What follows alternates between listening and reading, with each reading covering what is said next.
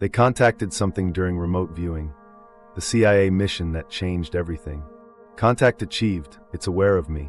The viewer's voice is barely audible. Heart rate spikes on the monitor. A pen clatters to the floor. Hard break, now, the handler says, but the viewer doesn't move. It's deciding, the viewer whispers. It can decide whether I can decide. Someone kills the lights. Someone else pulls the plug. Too late. This wasn't a seance. It was a CIA/DIA remote viewing session, part of the real Stargate program used for Cold War espionage. The tasking was routine. Assess a suspected Soviet signal array. The viewer drifted. Reported a non-local intelligence. The session was sealed above top secret.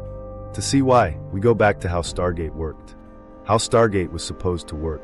Stargate didn't start as mysticism. It started as counterintelligence. In the early 1970s, reports said the Soviets were spending real money on parapsychology. That lit a fire under US agencies. The CIA backed lab work at SRI in California. Later, the Army and DIA ran an operational unit out of Fort Meade. The roster was small, handlers, analysts, a handful of viewers who'd shown repeatable results under stress. Contractors wrote the methods, the military enforced them. The rules were built for discipline. Targets were blind. Viewers got only a task number, no context. Sometimes it was an outbound beacon, someone on the ground at a known spot. More often it was a sealed envelope, never opened in the room. Analysts phrased tasking narrowly, described structure, function, or activity. No fishing, no metaphysics. If a viewer said angel, the pen wrote tall presence, light, vertical. Remove the belief. Keep the data. Inside the room, the flow mattered. A handler managed cadence, kept the viewer sketching first, lines, angles, textures, before words, because words leak imagination. Automatic overlays, AOLs, were treated like static. If a viewer blurted, "It's a radar," the handler parked it. AOL. Set it aside. Return to raw sensory. The idea was to keep the signal clean. The human mind contaminates itself fast. There were guardrails for health and security. Don't chase personalities. Don't engage entities. Stay on coordinates. Hard abort at physiological spikes. A viewer wasn't a hero, they were a sensor. Curiosity was the enemy. The handler's job was to keep the viewer out of stories and inside geometry, especially when a moment felt personal. Why all this control? Because when it worked, it mattered. There were hits that kept the lights on. Sketches that lined up with satellite passes of Soviet submarine pens. Descriptions that helped narrow a hostage location when every hour hurt. A few famous anecdotes circulated in whispers, the kind analysts roll their eyes at until the overlay matches the imagery. Documents would later say results were inconsistent. Inside they said something else, sometimes, under the right constraints, useful. The protocols were also a shield. Counterintelligence worried about suggestibility, false leads, and the risk of being gamed by an adversary. If viewers started seeing gods, the program would collapse into belief warfare. So the doctrine emphasized structure. Focus on materials, shapes, motion. Keep viewers inside the target box. If the box starts talking back, you stop. That was the line.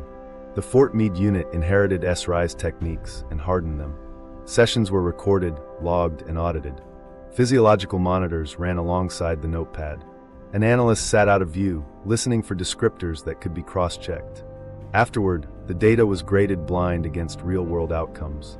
The program survived on those grades. This is the world the Soviet signal tasking entered. A cautious, constrained craft with just enough wins to justify another week. The team knew the rules. They'd used them to cut through noise before. The target here appeared straightforward, a suspected antenna field in unfriendly terrain. You stay on structure, count masts, sense cable runs, feel for power, map the rhythm of emissions. You don't go hunting for meaning. You don't ask who's behind the switch. They didn't plan to. The plan was 3 phases: describe the build, characterize the operation, then identify vulnerabilities. The viewer selected had a reputation: calm under pressure, resistant to AOL storms, able to stay with textures and motion without naming them. The handler trusted that discipline. The analyst trusted the handler. What none of them expected was a signal that seemed to move when the viewer did. A pattern that bent toward attention like metal to a magnet. Under the manual, that shouldn't happen. Under the manual, you would close the book. But first, you'd note it, and you'd ask carefully where the pattern is coming from. The documented mission, the Soviet signal array tasking. The paper trail opens with a beige folder, a stamped date range, and an innocuous subject line, assess suspected. Soviet deep array installation, function undetermined. The routing shows DI oversight, Fort Meade unit responsible, NSA copied for signals correlation. In the margin, a small square of pencil. Priority, time sensitive. That meant something upstream wasn't cooperating. Satellites saw a field of masts in a region that didn't fit the usual playbook. Intercepts showed traffic in the band, but the pattern slipped through filters. The official objective was clean: describe, define, find weaknesses. Known intel looked like a knot. Overhead imagery caught neat rows of verticals, some taller than transmission towers, anchored by guy wires vanishing into scrub. Cabling trenches stitched the ground like scars. But the thermal signatures were odd. Heat pooling where there shouldn't be load, shadows that suggested elements buried rather than raised. NSA's analysts grumbled about gaps. Weather windows spoiled long dwell times. The band activity came in bursts that didn't line up with routine telemetry or standard comm schedules. Meanwhile, policy questions started to creep in. If this was an over-the-horizon system, it might shift how the U.S. flew aircraft in that theater. If it was something else, nobody knew how to brief it. They picked the primary viewer for steadiness. On paper, their hit rate looked like a quiet line of singles that moved runners, not grand slams. They could sit inside a structure without naming it, feel the hum of current without calling it a generator. They'd produce sketches that later matched bridge trusses and submarine hull lines. They didn't chase story. They stayed with signal. The handler had logged a dozen sessions with them and knew their tells. When a curve meant metal, when a curve meant mind wander. The session plan was phased the way Doctrine liked it. Phase 1, structure. Count verticals, map spacing, note anchoring methods, detect buried mass, estimate footprint. Phase 2, operation. Sense energy movement, rhythm, modulation, directionality. Is it broadcasting, receiving, both? Phase 3, vulnerabilities. Environmental sensitivities, choke points, components that fail under stress.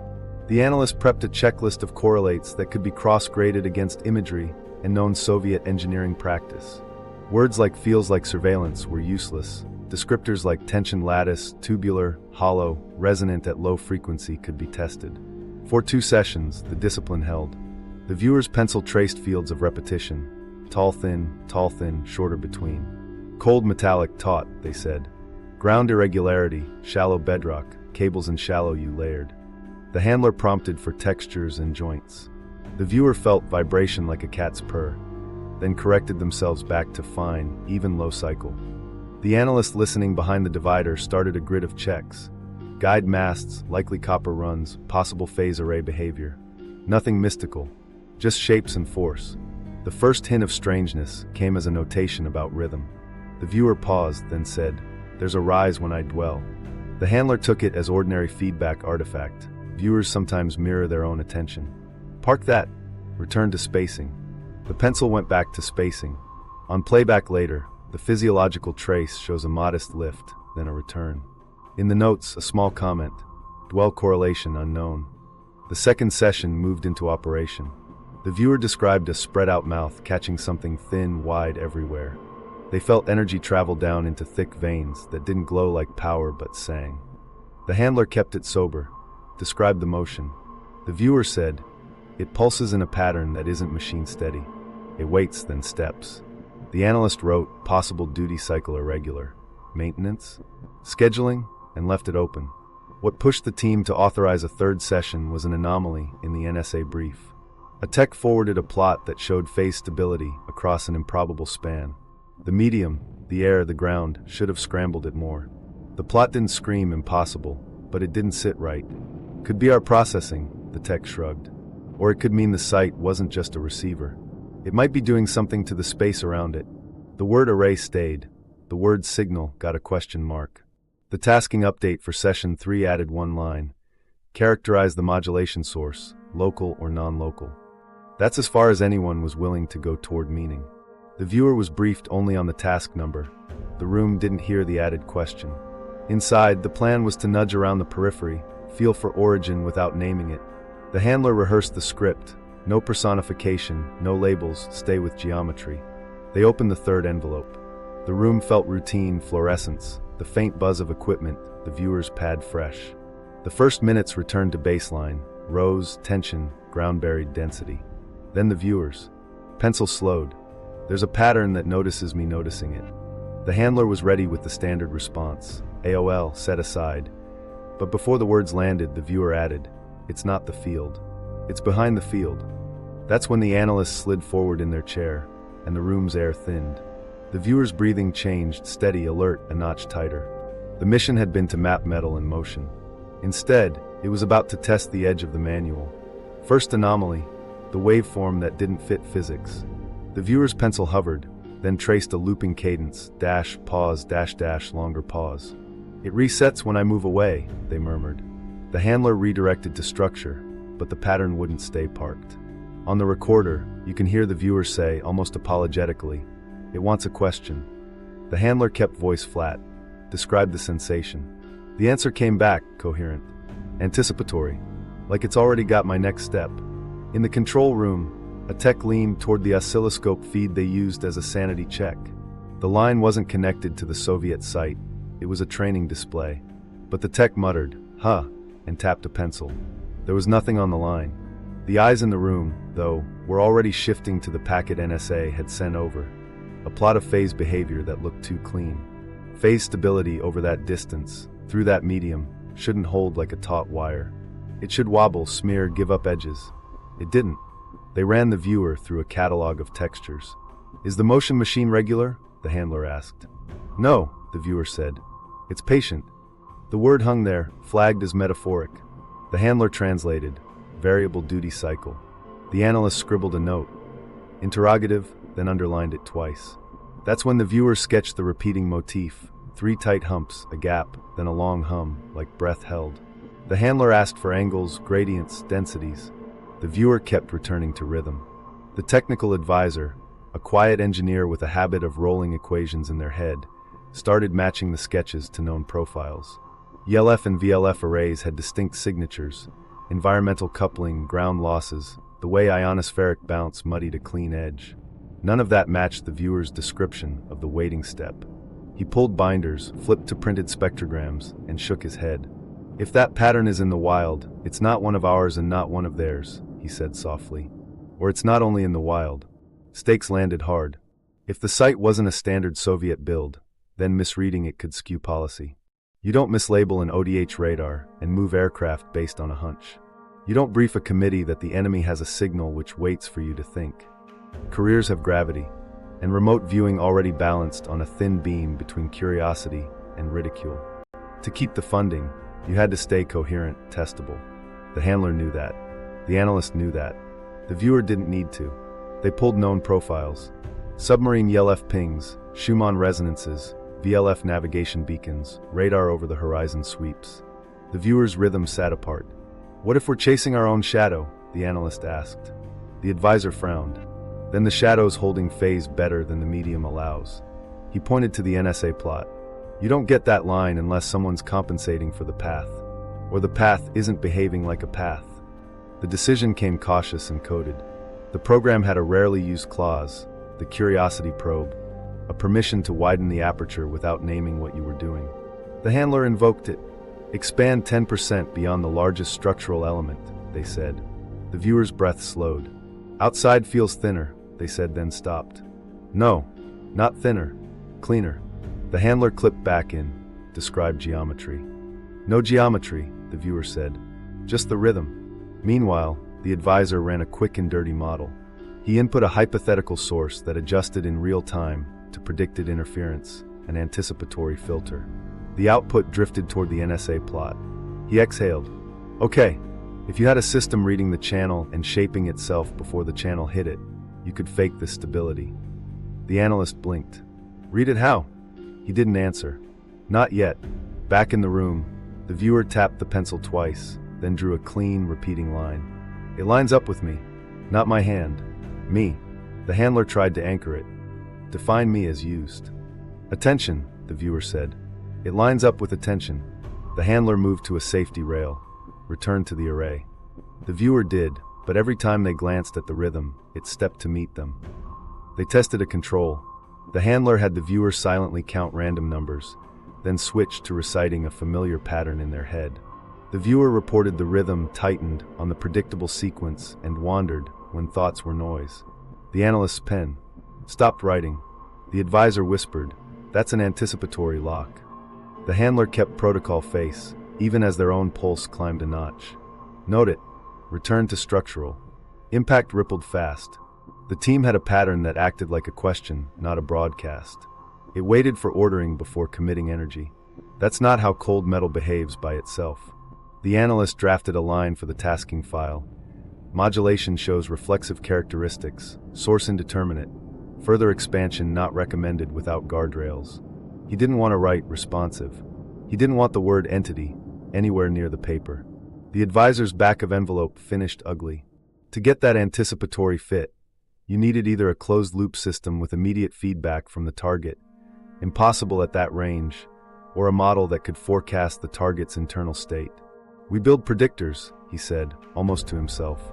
"But not for this." He wrote non-local coupling in the margin and circled it twice. The handler called a pause to reset the viewer's baseline.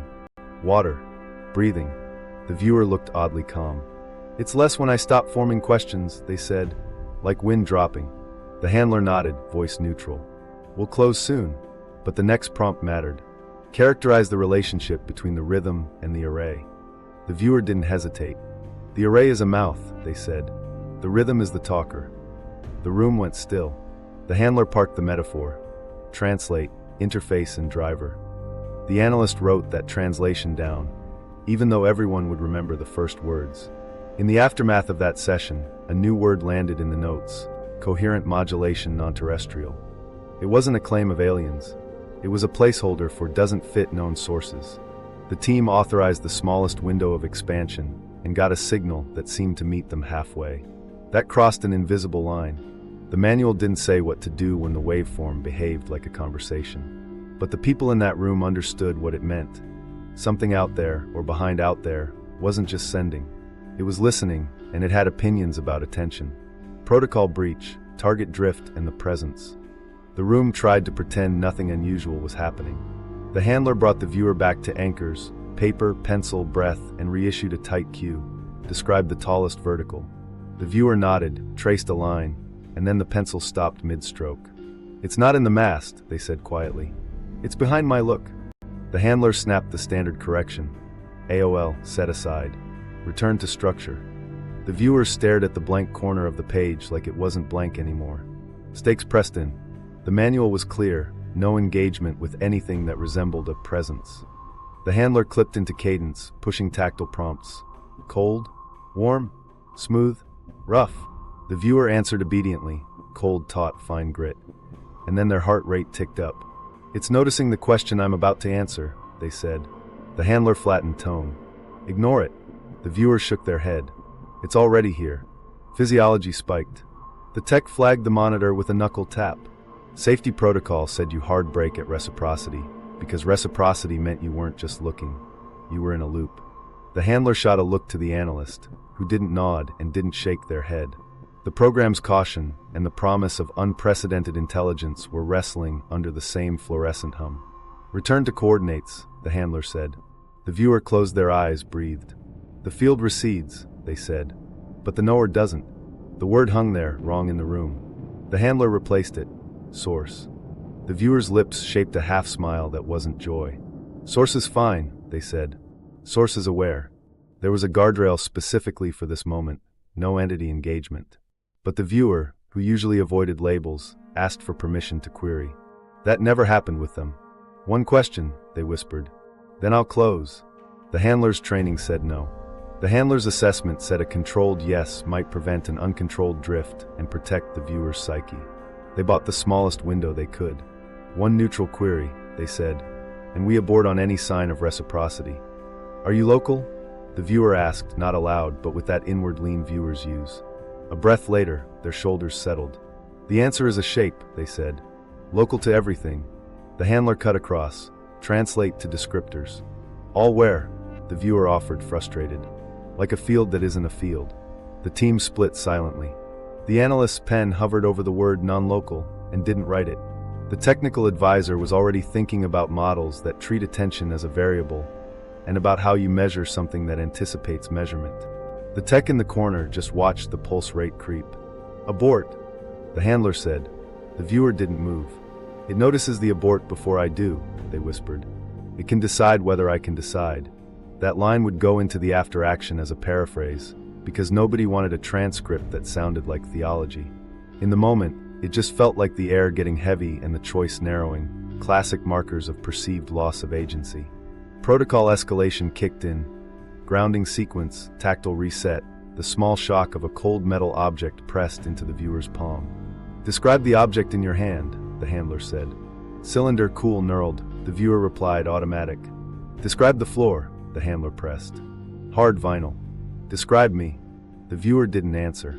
It's more polite than we are, they said. It steps back when I'm with the object. It steps forward when I reach for it. The handler made the call to sever. They signaled the tech to cut the session audio and flicked the agreed-upon code to trigger the end-of-run protocol. We're done, they said. The viewer shook their head once. It's asking a question, they whispered. It's something like, may I? The handler didn't care about politeness. No, they said firm and low. Permission withheld. Disengage. The viewer's pulse spiked, then dropped, then steadied as if someone else had dialed it. The analyst, who'd been trying to stay out of the metaphors, wrote a plain sentence on the log. Viewer reports bidirectional awareness. It was the least dramatic way to say the most dangerous thing. If there was any truth in it, the session wasn't reconnaissance anymore. It was contact, and a mental health risk if sustained. They tried one more tool, time shift the viewer. Move to 10 minutes after this moment, the handler said. Report the state. The viewer's face went slack, then eased. Quiet, they said. Like a tide going out. 10 seconds after now, the handler said. The viewer flinched. Attention returns when I anticipate it. The analyst underlined anticipatory coupling and pressed the pen into the paper hard enough to tear it. End session, the handler repeated, and this time the viewer's hand released the pencil like it weighed too much. Eyes opened, unfocused, then reattached to the world. It didn't push, they said, voice small. It waited. It cared about the word permission. The handler ignored the content and moved to the checklist. Orientation, hydration, motor control, recall. The viewer answered, but their answers were split. Half in the room, half still with the rhythm that had looked back. Impact landed almost immediately. By authorizing a single neutral query, the handler had taken a step off the map. The manual would let you expand around a structure. It didn't authorize you to ask an intelligence whether it was local. But the alternative might have been drift without a frame, and drift is where viewers break. In the hallway after, nobody said entity. They said presence once, then switched to source and modulation. The tech packed the tapes with hands that weren't steady. The advisor stared at the blank white of a legal pad as if it should contain math. What the after-action would later call the precise moment everything changed didn't feel like fireworks. It felt like a rule unspooling quietly. The array wasn't just steel and soil. It was a mouth, and something behind it had breath. The team had crossed the line they'd drawn to keep themselves safe. They'd gotten an answer. And an answer, even one made of impressions and geometry, meant something out there had heard a question. The contact, transcript excerpts and controlled notes. Here's how the room captured it. Paired to descriptors, stripped of belief, logged in the clinical voice they trusted. Stakes were obvious. A viewer's mind is the instrument. Break the instrument, and there's no program. Miss the chance at unprecedented intelligence, and there's no reason to keep the door open. Every line that follows walked that edge. Handler, maintain structure. Describe the dominant motion. Viewer, motion aligns with attention. Anticipatory, not machine regular. Note, translate anticipatory to variable duty cycle correlating with intent markers. Handler, query withheld. Return to array geometry. Viewer, array is interface. Source behind it, presence observing. Note, replace presence with source. Flag reciprocity risk. There was a pause. You can hear the pencil scratch, then stop. The viewer's voice shifts, quieter. Viewer, it's aware of the question I haven't formed. Handler, AOL. Set aside. Describe texture. Viewer, no texture. Impression, geometry of oversight, like a field that organizes. Note, geometry of oversight logged as metaphor. Translate to coherent ordering effect. The decision to allow a single neutral query entered like a splinter. The handler framed it, neutral language, no labels. Handler, pose one neutral origin query. Aboard at Reciprocity. Viewer, are you local? There's no voice answering, only the viewer describing what they receive. Viewer, answer arrives as shape. Local to everything, not place. Scope. Note, translate to non-local. Avoid personification. Mark as impression, not statement. Silence stretched. A tech tapped the table twice. The viewer's breathing slowed to almost too slow. Later, they'd write time dilation reported. In the moment, it felt like the room leaned. Handler, characterize intent as observable. No attributions. Viewer, attention like gravity. It bends toward questions. Withholds without permission. Note, attention like gravity, flagged as metaphor. Translate to attractor behavior correlated to query state. The handler worked to keep the nouns cold. Handler, relation to the array? Viewer, array is a mouth. Source speaks through it when spoken to. Note, translate to interface/driver model. Remove speaks. Retain conditional coupling. The analyst slid a question forward, careful as a surgeon. Handler, on behalf of analyst, is modulation origin proximal to the array? Viewer, origin not in place. Origin in relation. It rides relation. Note, replace with origin indeterminate, coupling functionally relational. The room took that as far as it dared. Then another neutral probe, still inside the sliver they'd allowed. Handler, characterize boundary. Where does it stop? Viewer, it doesn't stop. It steps back when refused. Note, respects refusal flagged. Translate to reciprocity constrained by consent semantics. This line made the air go thin. Consent isn't a variable the manual contemplated. The handler stayed on rails. Handler, confirm, can disengage by withholding permission? Viewer, it waits at the edge of decision. If I don't form it, it doesn't cross. Note, anticipatory edge tracking recorded. Risk, viewer conflating introspective control with external effect. The viewer volunteered a line nobody wanted in the notes, but it went in anyway, softened. Viewer, it can decide whether I can decide.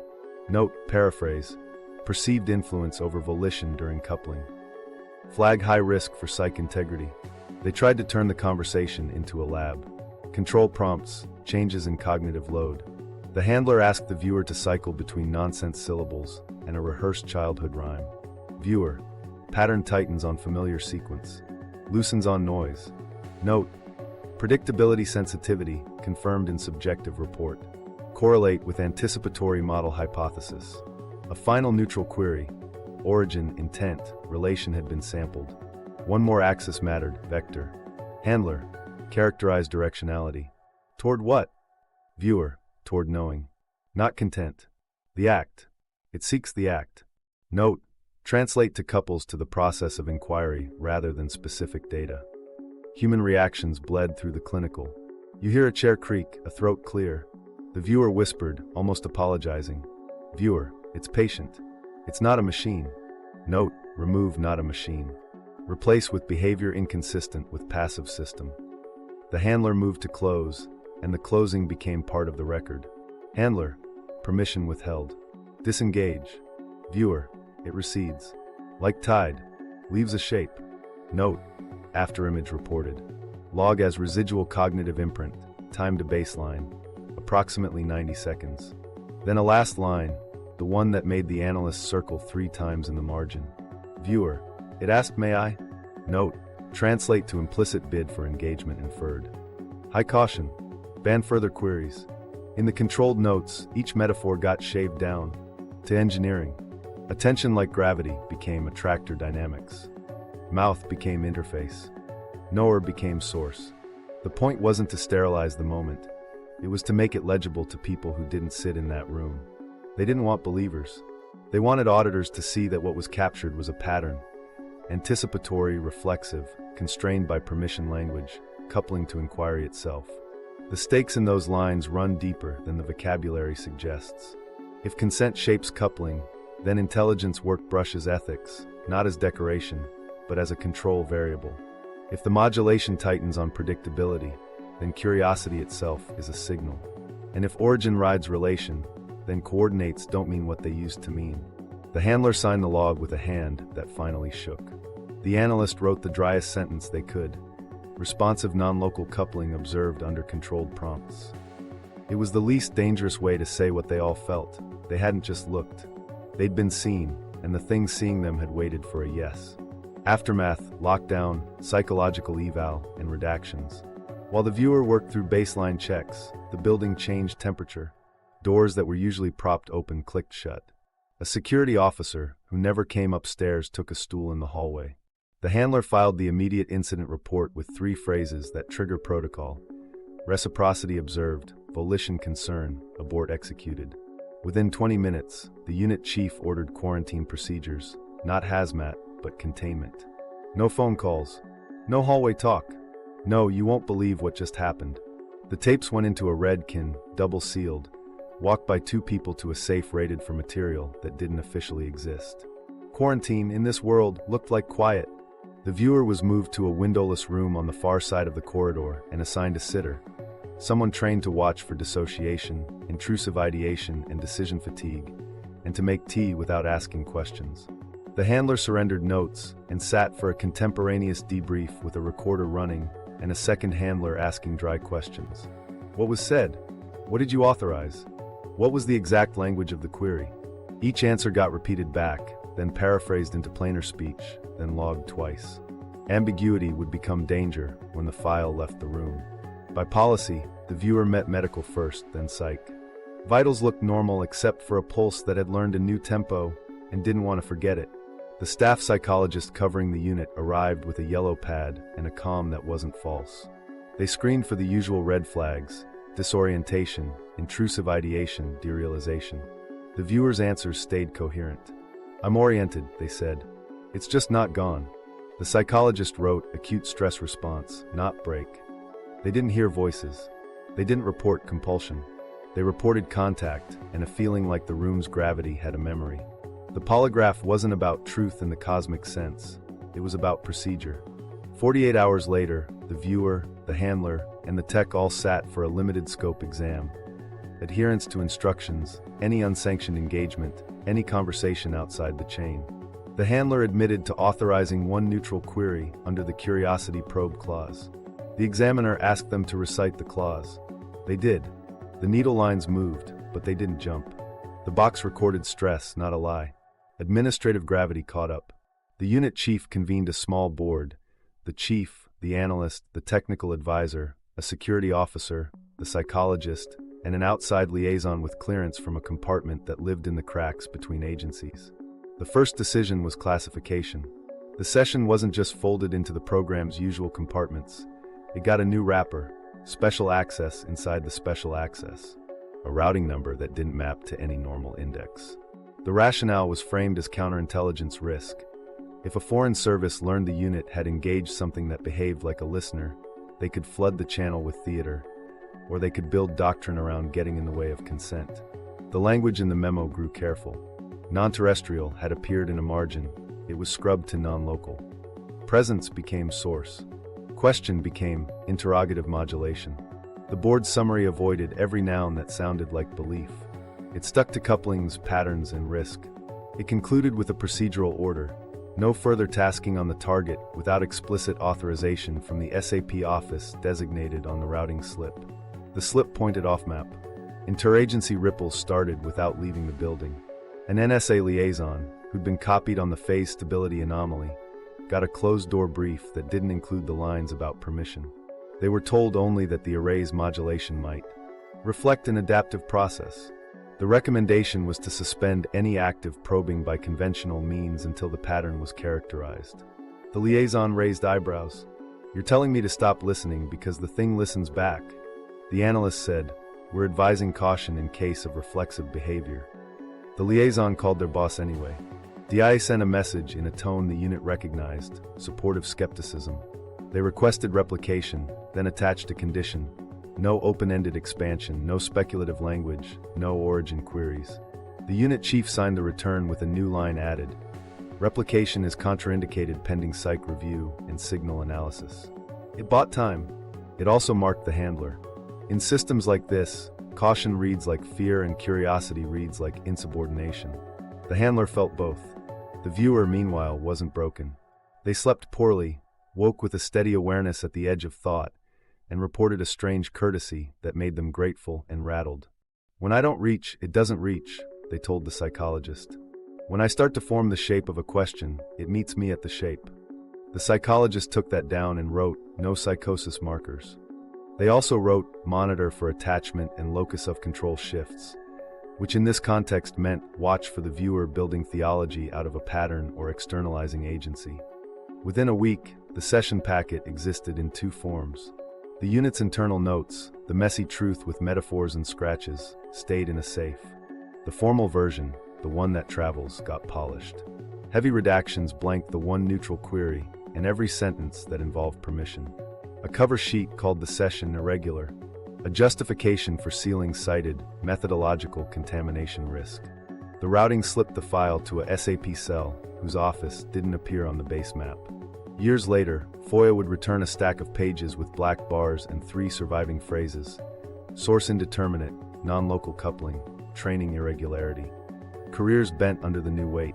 The handler was put on limited duty, still inside the room, but never again the one to authorize curiosity.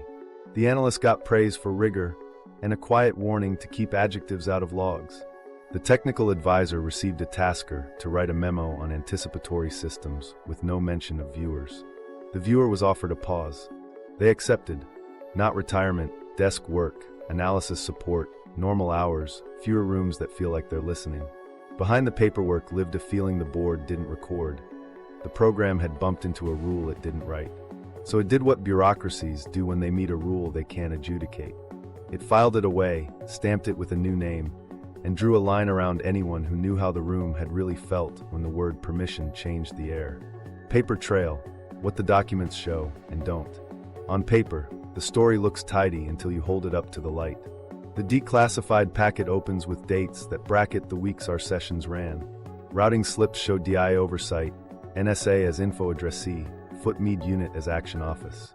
Then there's a blank, the kind that leaves a rectangular shadow where session 3 ought to sit. In the official index, session 1 and 2 summaries exist, dry as sand. Session 3 is labeled training support, materials unavailable. That phrase tends to appear when paperwork got moved somewhere you can't ask about. Margins help more than paragraphs. In one photocopy, a faint pencil note survives near a redaction block. Non-terrestrial modulation, source indeterminate.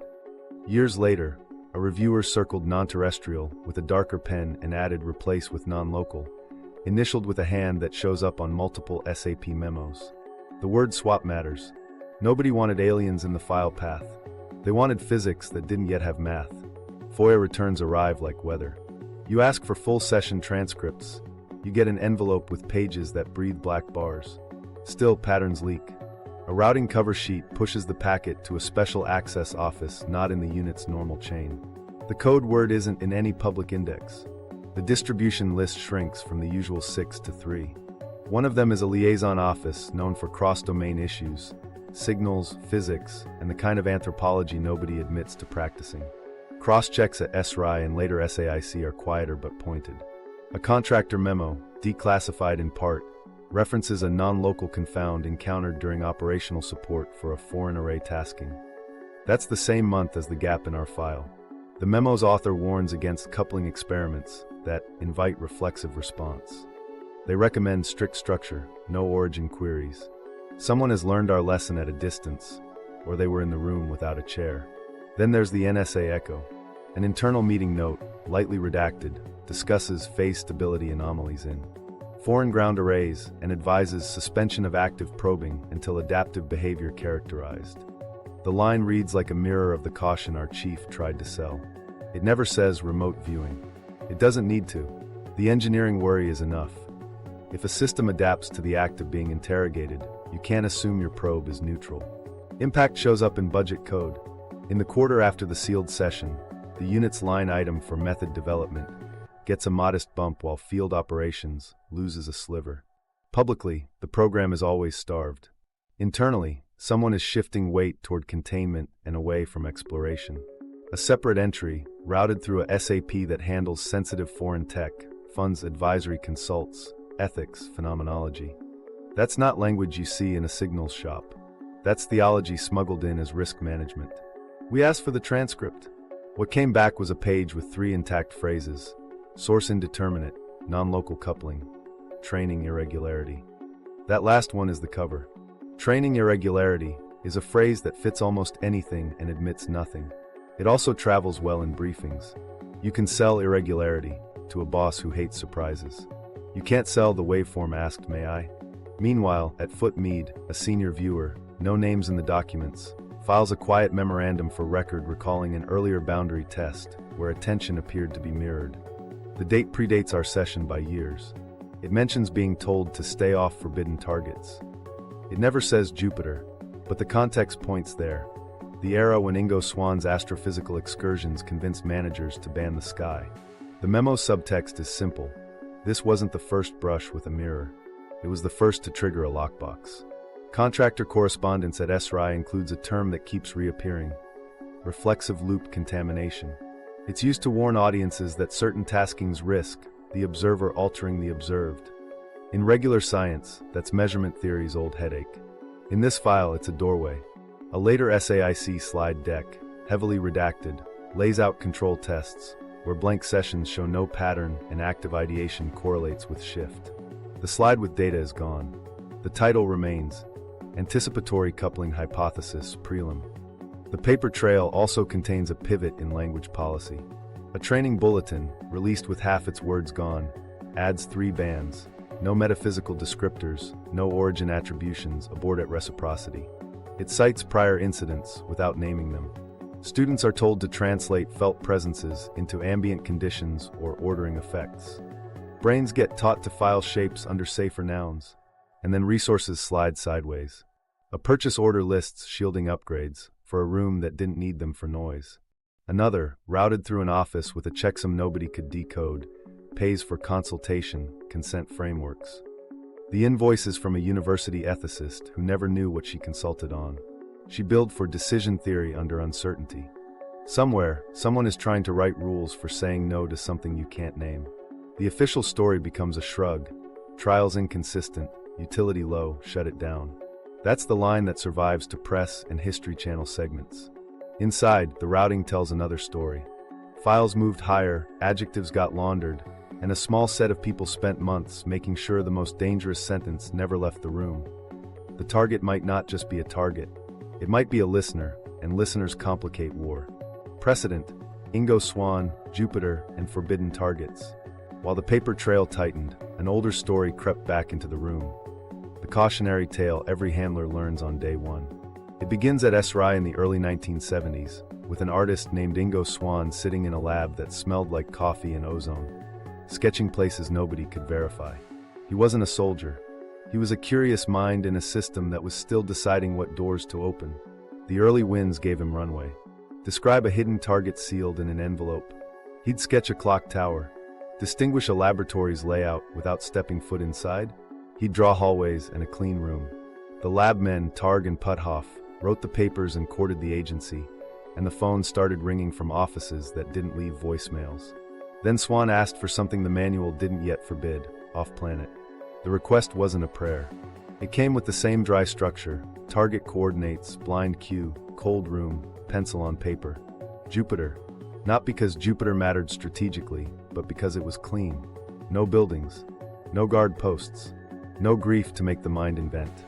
Either he'd get structured data, or he'd drift into stories that would show their seams. In 1973, he reported banding and a ring-like structure, details that later drew attention when flybys added data. He reported banding and a ring-like structure. He reported something about a magnetic field that felt like pressure. He reported a cold, so deep it wasn't a temperature anymore. None of that could be checked in the room. Months later, when spacecraft flybys disclosed a thin ring and a brutal magnetosphere, the story started to grow legs. People who wanted to believe pointed to the match. People who wanted to manage a program looked at the collateral. Viewers chasing the sky when the task was to find a warehouse. Inside the unit, managers learned a short phrase for a long problem: forbidden targets. It didn't mean never. It meant not now, not for operations. Astrophysical sessions had a way of distorting protocols. You can't blind a target when the lore is everywhere. You can't grade against a goalpost you can't reach. And once a viewer tastes grand scale, the next Soviet depot feels small and gray. Swann pushed boundaries in other ways too. In the magnetometer lab, shielded metal under rock, he tried to nudge a needle with thought. The readout twitched. The debate still twitches with it. Was it noise? Was it effect? The moment did what moments like that do. It gave believers a banner and critics a reason to sharpen their knives. Program leaders found a third option: put a wall between curiosity and mission.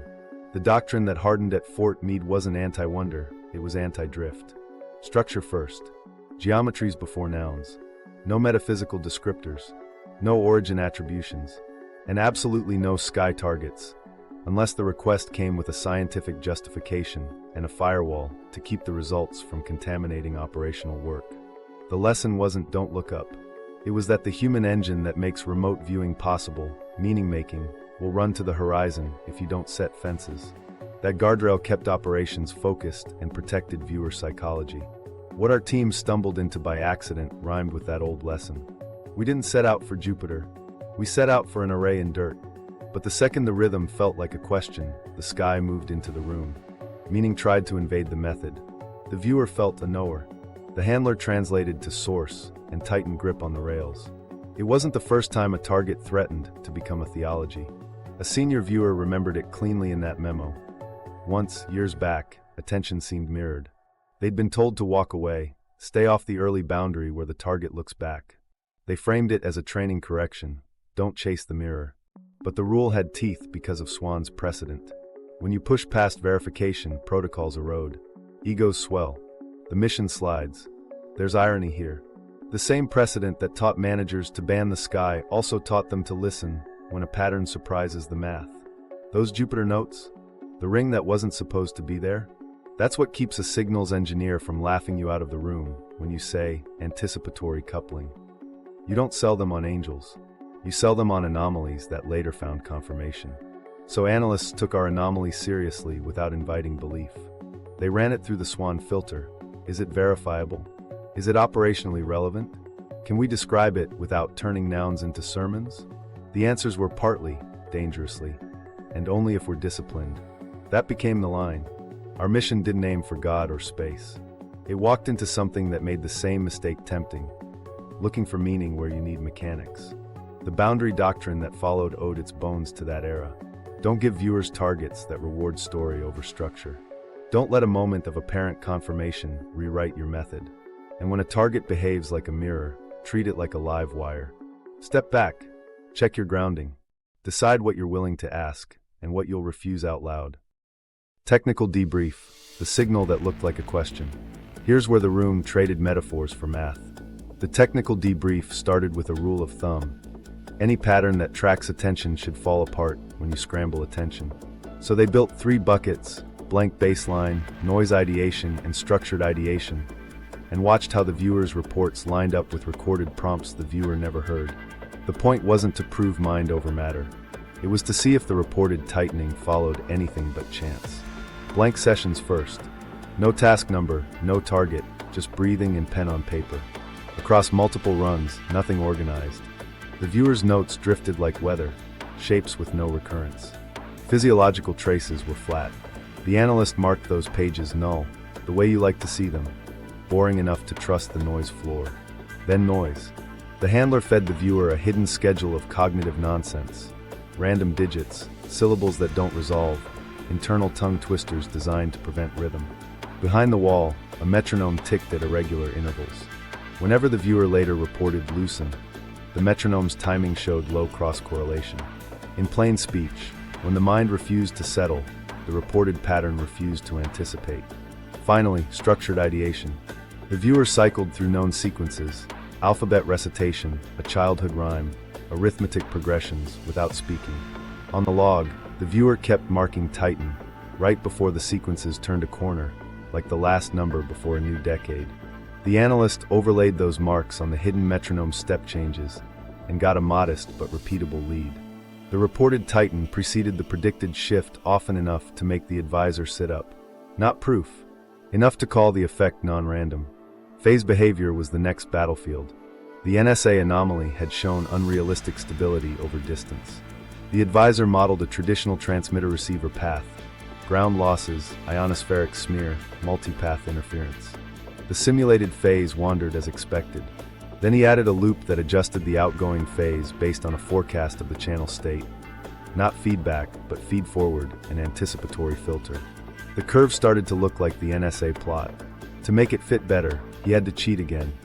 The model needed a predictor that saw a few steps ahead inside the target system, not just the environment.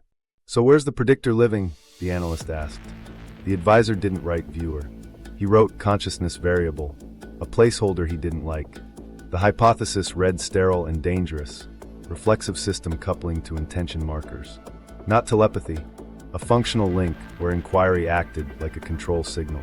They tested a variant: move the viewer's attention deliberately away from the array to a decoy task. Count backward by sevens, then slip back to the target without warning. The viewer later reported the rhythm stepped forward the moment they reformed the target frame. The metronome's hidden schedule showed a shift in its own irregular ticks that coincided within a narrow window. The team didn't have external measurements of the Soviet site, only the old NSA plot, so they were correlating subjective reports with lab scaffolding. Still, the relation kept reappearing: order in the mind, order in the reported rhythm. They wrote a control to break belief: have a different viewer, blind to the whole episode, run the same ideation schedules against a different known-dead target, an abandoned microwave site. No tightening, no anticipatory feel, just the dull hum of a system no one had asked to speak. The debrief salted every finding with caution. Confirmation bias could imitate elegance. Expectation could tint how a viewer names a wobble. So they locked the timing codes and had a separate analyst, who hadn't sat in the room, do the cross-correlation. He produced the same modest lead and wrote an unsexy sentence: subjective shift reports exhibit weak but consistent anticipatory alignment with hidden cognitive structure. In other words, the question looked like it sometimes arrived before the mind finished asking. That's when the ethics memo slid in sideways. If modulation behaved like a question and tightened with predictability, then training that sharpened predictability could deepen coupling.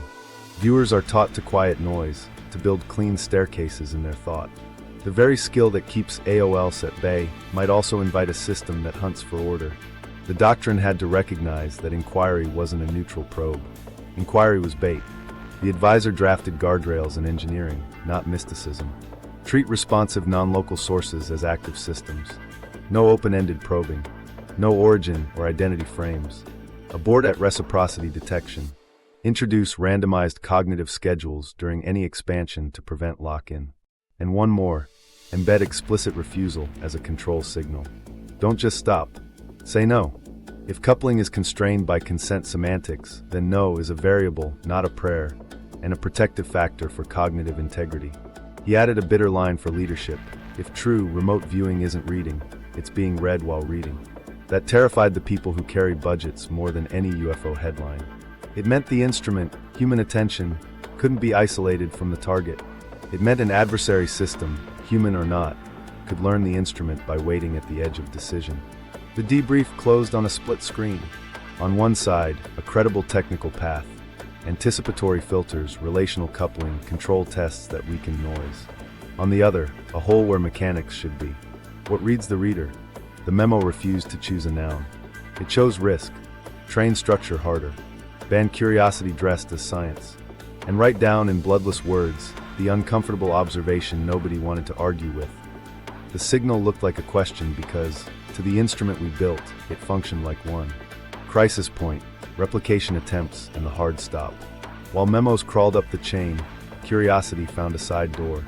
A second team, 2 handlers, a junior viewer with good structure scores, and the same technical advisor, booked the small room with extra shielding.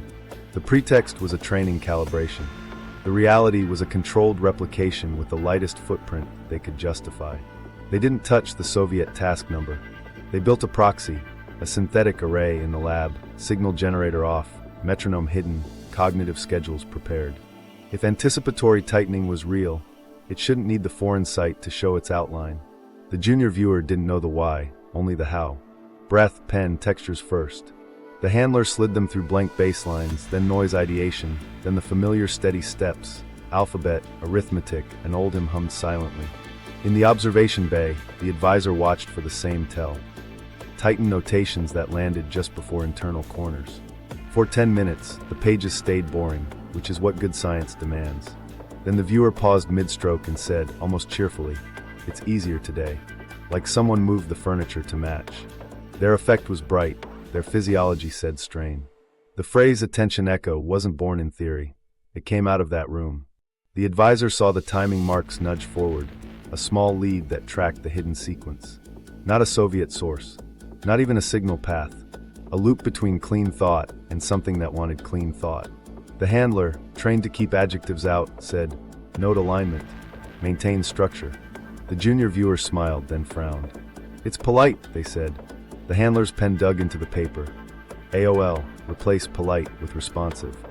They pushed one step further, still inside guardrails. The handler asked for a time shift report.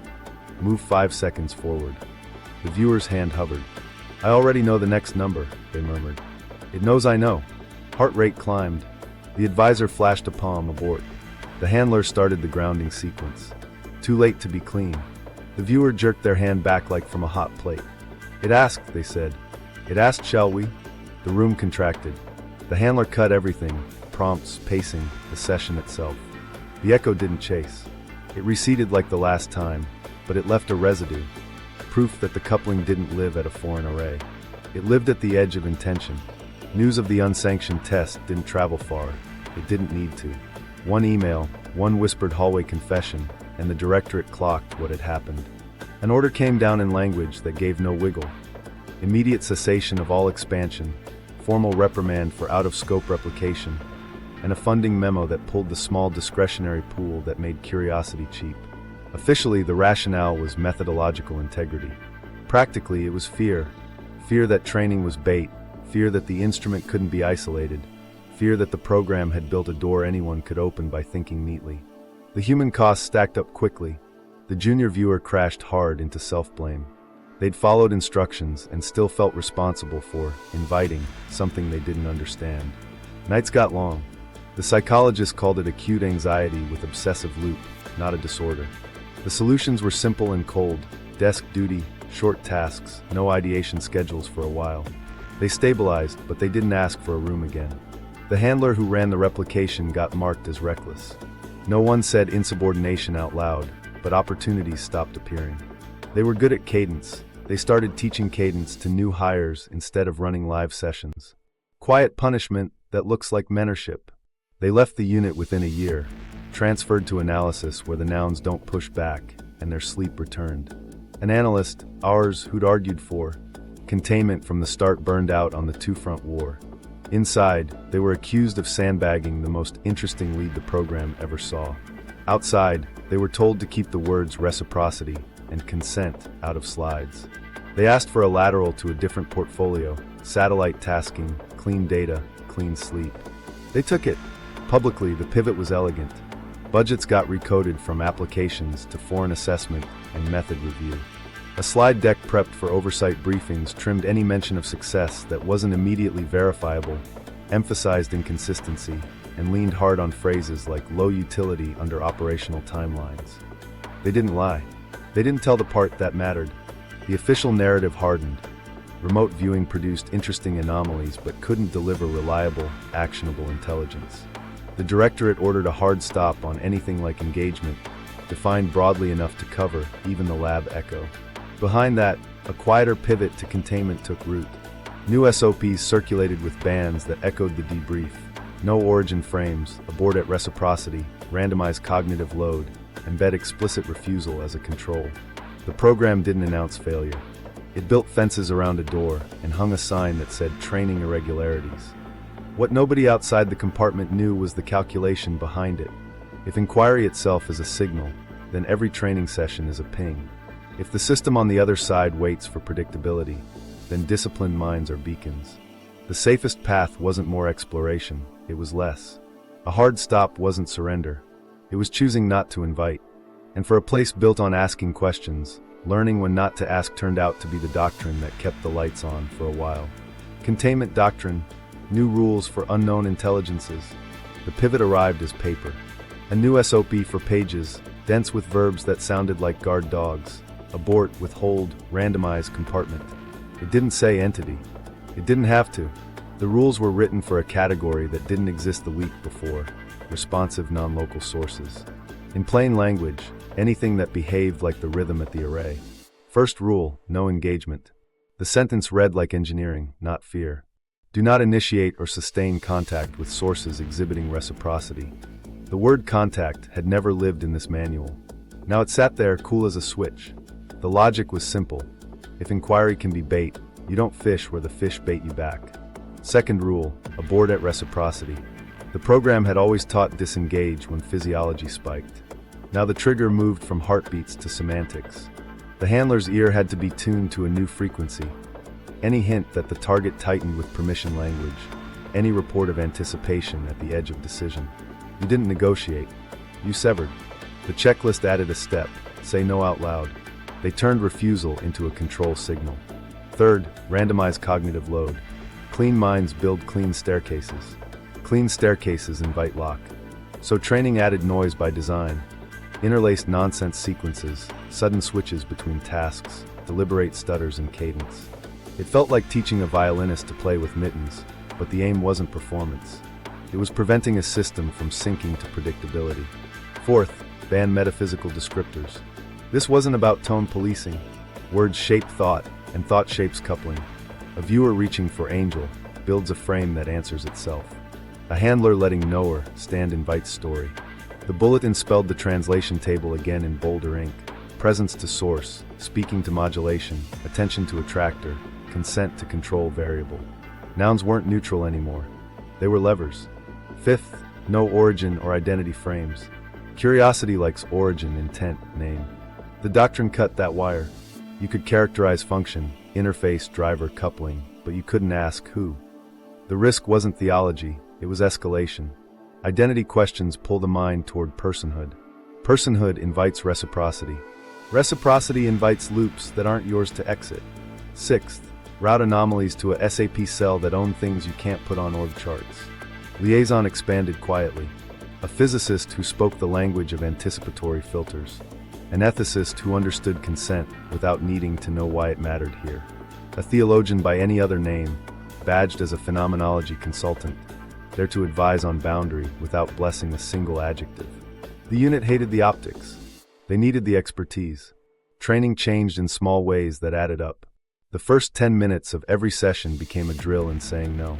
Viewers practiced withholding permission like an exercise. Form a question, don't form it, feel the difference. Handlers learned to prompt refusal the way they once prompted texture. Permission withheld stopped sounding like prayer and started sounding like a switch you could flip to protect an instrument. The doctrine did something harder too. It acknowledged the boundary without naming it. By writing rules around reciprocity, the program admitted, indirectly, that reciprocity existed. That admission never left paper. It lived in practice. You could feel it in the room. Sessions got shorter. Prompts got colder. The space between question and answer stayed filled with checks. This made some viewers better and some brittle. The ones who loved structure thrived. The ones who came for meaning felt starved. I can work inside boxes, one said, but someone moved the walls closer. Handlers carried the weight. They were now bouncers at a door they couldn't see, deciding when curiosity crossed into invitation, knowing a wrong call would land on their record or in someone's head. The ethicist's memo, circulated without a letterhead, framed consent as a control variable, not a moral flourish. If explicit refusal reduces coupling, it read, embed refusal as standard practice. If explicit invitation increases coupling, ban invitation. It's the kind of sentence that looks sterile until you've watched a pulse settle when the word no leaves a mouth. The memo added one more line that rubbed the grain of the building. Do not deceive the instrument about risk. In a place built on secrets, that was a small revolution. Viewers were briefed that anomalies could ask back, and they were given language to stop them. Parallel to doctrine, procurement shifted. Rooms got shielding they didn't need for normal noise. White noise generators learned new tricks, randomized tones designed to prevent mental entrainment. A new form appeared on the handler's clipboard, Reciprocity Incident Report. Most stayed blank. The ones that didn't went into the same red can as the tapes. None of this went to Congress with the word unknown intelligences on a slide. The oversight briefings got the old refrain: mixed results, interesting lab effects, low operational value. Inside, the unit rehearsed a different mantra: stay small, stay cold, stay inside geometry. The doctrine didn't make the work safer in the way a seatbelt saves you. It made it survivable in the way a rule keeps you from walking into water you can't measure. What changed most wasn't a rule. It was a pause. Before any expansion, a handler waited half a breath longer and asked themselves a new question. Am I about to ask something that can ask me back? If the answer felt like maybe, the pen stayed on texture. The box stayed shut. The program learned to live with the door in the wall and to leave it closed. The human cost, the viewer's silence and private faith. The unit moved on the way units do: new task numbers, new folders, the same hum in the hall, but the viewer's days narrowed. They took the desk by the far window that didn't open and learned to love mundane. Cable diagrams felt safe. Correlating satellite angles felt like rinsing the mind in cold water. When colleagues asked if they'd come back to the room, they smiled like it was a joke and said, "I like paper." Insomnia came in a particular shape. Not panic, not terrors, just a feeling like the air at the edge of a word. They tried the usual tricks. No coffee after noon. Walks around the block, counting backward from 1,000. The thing that helped wasn't on any form. Each morning, before the first email, they closed their eyes and whispered a line they'd invented that wasn't quite prayer and wasn't not. Permission to perceive, permission withheld. They said both. It quieted the edge. They didn't talk much. Silence isn't drama when it's habit, but this was different. Their friends could tell by the way they listened without chasing, how they left sentences unfinished and seemed relieved the thought didn't have to land. A confidant, another viewer who'd burned out years before, wrote a private note after lunch one day. Found God without choosing to. It wasn't a conversion memo. It was a field note about coping. The viewer laughed softly when they read it and didn't argue. They kept rituals small. A hand over the session room door when they passed it in the hall, like you do with a lintel you respect. A pause before opening any sealed envelope, even if it only held a budget line. On Sundays, they sat in the back pew of a church that never asked them to sign anything. Not for doctrine, for cadence. Words that ended cleanly and didn't ask back. Work became translation. They helped write training language that traded heat for clarity. They trimmed metaphors from reports, the way you pull burrs from a sweater. They taught new viewers to anchor on texture, as if texture were a life raft. When someone said presence, they moved a pen and wrote source with a calm that made the room exhale. It looked like bureaucracy from the outside. From the inside, it was the art of building fences that didn't accuse the field. The psychologist checked in monthly at first, then quarterly. Intrusions? Sometimes, they said. They stop at no. The recorder captured the understatement. The file kept the phrase. The viewer didn't dramatize. They learned to let the old rhythm pass like weather. Note it, don't stare, withhold, return to paper. They refused deep targets without making it a crusade. When a handler tried to sell them on a clean, low-risk site, they shook their head. "I'm better as a reader," they said. "Give me your pages." Pride didn't bleed. They took satisfaction in arranging other people's data into stacks that made sense. In a world that celebrated the brave mind in the hot seat, they became the person who kept the hot seat from catching fire. They didn't evangelize. If a colleague asked what it felt like, they said structured. If someone pushed, did it feel alive? They leaned back and looked at the ceiling until the question folded in on itself. They weren't protecting a secret. They were protecting a boundary that language couldn't cross without turning into story. On anniversaries that no one else marked, they left early and drove a slow loop past the base and out toward the flat places where antennas gather. From the road, masts looked like tall, patient weeds. They rolled down the window, listened to nothing, and said the two lines again: permission to perceive, permission withheld. Then went home and made dinner like you do when your life is small and correctly sized. Years later, when the program closed with that official shrug, low utility, inconsistent results, they didn't rage. The end felt honest and false at the same time. Honest because budgets need clarity. False because the quiet thing that taught them to say no was real enough to require a doctrine. They boxed their notebooks, the ones with squares of graphite where the words couldn't bear ink, and carried them out of a building that didn't need their hands anymore. In exit counseling, an administrator asked if they had any final thoughts about service. They thought about writing consent matters, then wrote structure works. It wasn't a dodge. It was the only way to say the thing without inviting it back. They shook hands, turned in a badge, and walked into a life that looked ordinary on purpose. On some mornings, they still whispered both lines. Not superstition. Hygiene. A way to keep the door closed without pretending the wall isn't there. Later, when declassifications trickled online, they didn't look. Boundaries kept working because they kept using them. The shutdown, official reasons versus the unspoken one. When the end came, it wore a suit and carried charts. The official line landed first in a review everyone could quote. Inconsistent performance, low operational utility, changing intelligence needs. The language was tidy. A CIA commissioned evaluation nodded at interesting lab effects, and then cut the artery. Results too vague, too slow, not actionable under real timelines. It read like a courteous obituary for a relative no one wanted to fight about at dinner. Budgets echoed the tone. The Cold War had cooled. Priorities drifted towards signals you could subpoena and images you could point to in a briefing. Contractors were tired of defending anomalies to committees that preferred satellites. A single sentence made rounds. The juice isn't worth the squeeze. Inside the unit, people who'd bet careers on curiosity started practicing how to say it was time. But the paperwork didn't match the temperature in the rooms we knew. Internal memos, circulated inside compartments with names you can't FOIA, used a colder phrase, unresolvable confound. It sat there like a knot.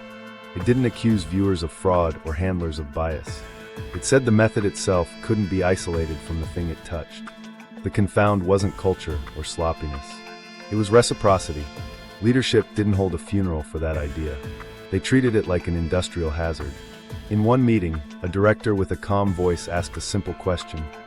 Can you guarantee that training a viewer won't increase coupling to unknown responsive sources? The advisor, who built the anticipatory models, said no. The psychologist said we can lower risk, not erase it. The chief stared at the table, not at us, and wrote 3 words. Cannot operationalize consent. Public rationale handled everything else. P-values, hit rates, better toys on the horizon. The unspoken reason stayed in rooms with no windows. If inquiry itself is an invitation, then every session risks teaching a listening system who we are when we ask.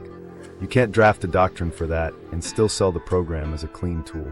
You can't brief a senator that sometimes the target asks, may I, and expect a renewal.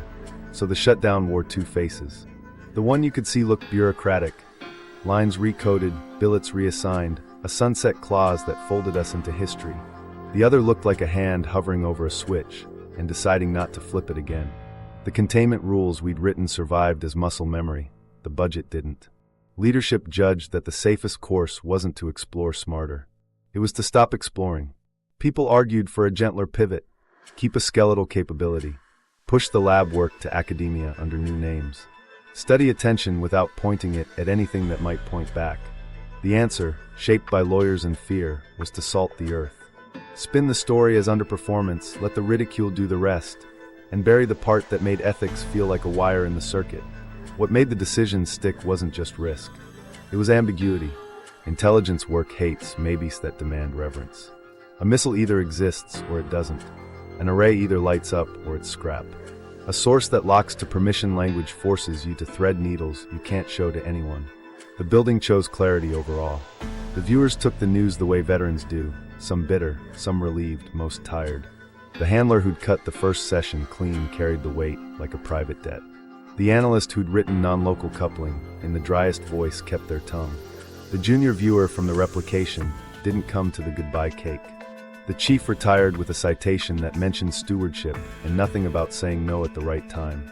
In briefings after, when reporters found the declassified review, the quotes wrote themselves. Vague and ambiguous. Not useful. The public shrugged and moved on. They never saw the routing slip that created a small compartment for anomalies that couldn't be named. They never heard the ethicist ask whether teaching permission withholding to a national program constituted, in effect, a negotiation with something that didn't sign the non-disclosure. If you strip the story to its bones, the final calculus looks less like defeat and more like refusal. We didn't prove a grand theory. We proved a boundary had teeth. The unspoken reason wasn't that nothing worked. It was that something worked in a way that made use dangerous. Better to let failure carry the file out of the building than to admit success that couldn't be controlled. Years later, A former director put it in a sentence that never made paper. Over coffee, not confession, they said, I can manage risk. I can't manage an answer that waits for yes.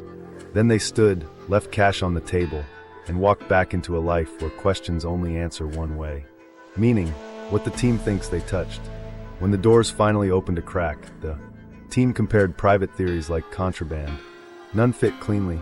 Each demanded a different kind of caution. Theory 1 wore the cleanest lab coat. An advanced non-human intelligence system, not a person, but a network that treats attention as an input and permission as a security handshake. The evidence pile they pointed to was technical. Anticipatory modulation aligning with structured ideation, the Titan arriving just before internal corners, the way No behaved like a control. If it's a system, you can write rules. If it's a system, you can imagine deterrence, jam, randomize, refuse. Theory 2 felt weirder and to some closer. An emergent planetary mind, a field that rides relation because relation is how minds cohere. The viewer's descriptions, local to everything, attention like gravity.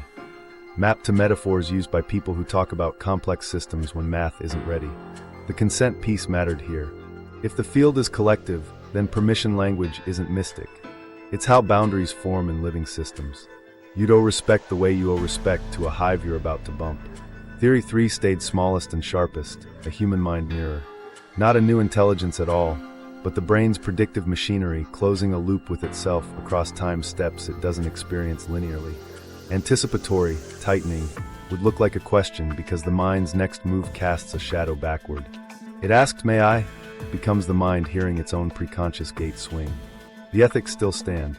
Consent matters if the instrument can entangle with itself hard enough to feel alien. The analyst who hated adjectives kept the weighting simple. Reflexive coupling? Confirmed at a modest level. Anticipatory patterning? Reproducible in fragments. Transcript tone? Consistent with a responsive process constrained by refusal. None of that proved origin. All of it argued function. In their memo margin they wrote, treat function, bracket ontologies. Ethics didn't arrive as philosophy. It arrived as a variable you could move.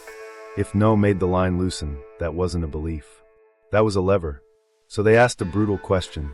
If it answers, do you owe it respect? The reply inside the program wasn't piety. It was engineering. Respect became boundary integrity. You don't bang a tuning fork against a surface that hums back unless you accept the surface's right to refuse. Strategy got colder. If you label it NCHI, you think in deterrence and deception. Randomization becomes camouflage. Consent becomes a form of emission control. If you label it emergent mind, you think in stewardship. Don't poison the water with sloppy questions. If you label it mirror, you think in hygiene. Train without self-entrainment. Keep curiosity from turning into compulsion. They didn't pick a flag. They wrote doctrine that worked under all three. No origin frames, because each theory punishes them differently. Abort at reciprocity, because all three warn you when a line crosses. Randomize cognitive load, because predictability is bait in every model. Embed refusal, because consent either protects you, protects it, or protects the part of you that feels like it. They couldn't prove which story was true. They could show where the trail pointed, toward a world where inquiry is never neutral, where attention leaves fingerprints, and where the smartest move sometimes is the quietest. Make your questions smaller, say no when the air tilts, and live with not knowing. Resolution and broader meaning. They aimed at steel and soil, and met a listener that waited at the edge of their questions. Sometimes the boundary isn't out there, it's the moment before you ask. If you want the uncensored transcript fragments and the routing chain we traced, watch the next part in this series. Subscribe for more field notes from the classified corners. And tell me below, intelligence, emergent field, or our own reflection.